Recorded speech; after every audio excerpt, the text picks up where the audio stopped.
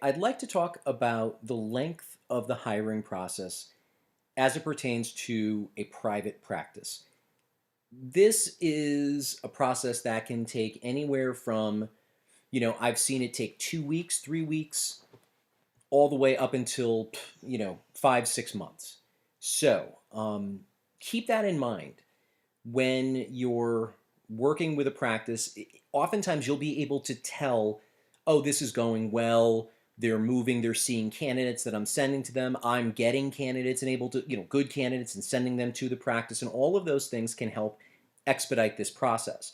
But oftentimes there are things that just, come about. A practitioner leaves, or they lose another person in the practice, or the doctor that's hiring gets sick, or their practice manager gets sick, or they lose their practice. All of these different things can happen that can, of course, lengthen the amount of time it's going to take to put somebody and get them hired into this practice.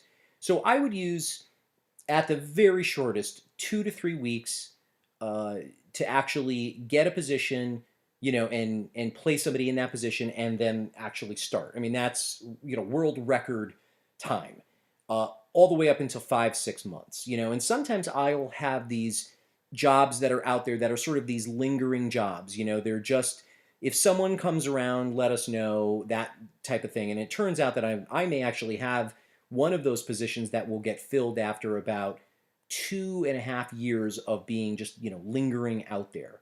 Now that's nice, and I haven't just, rested on that, knowing that I've had that position out there and, counted it as one of my 10 or 15 positions that I have. I mean, that's just, sort of gravy. And all of a sudden that filled, and that's awesome. That's going to be in addition to the other two that I have this month. So keep in mind that, the length of time can really vary. And, you want to keep these things moving along at a steady clip.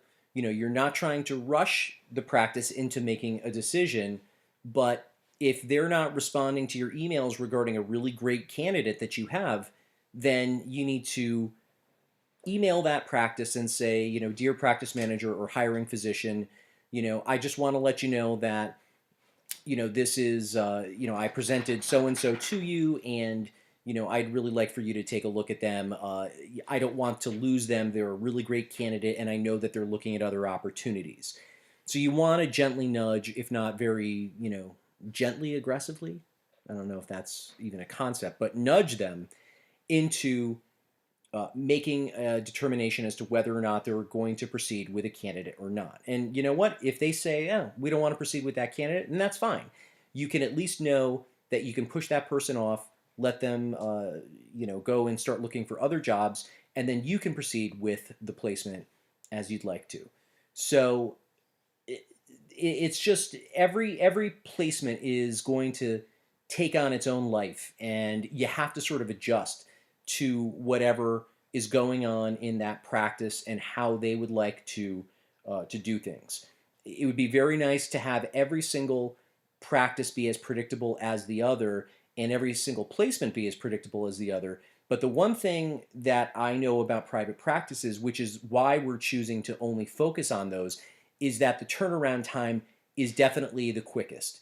Um, when it comes to a hospital, and this is the reason why we're not focusing on hospitals, is that that time from when a job is, when you get that job, that placement, you have to go out and then start looking for candidates, until the time when a potential candidate may start and you get paid, could be upwards of 6, 7 months. And that's not good for what it is that we're doing here. We want to get quick hits. We want to work with private practices that don't have their own human resources departments, and really be an asset and a value to them.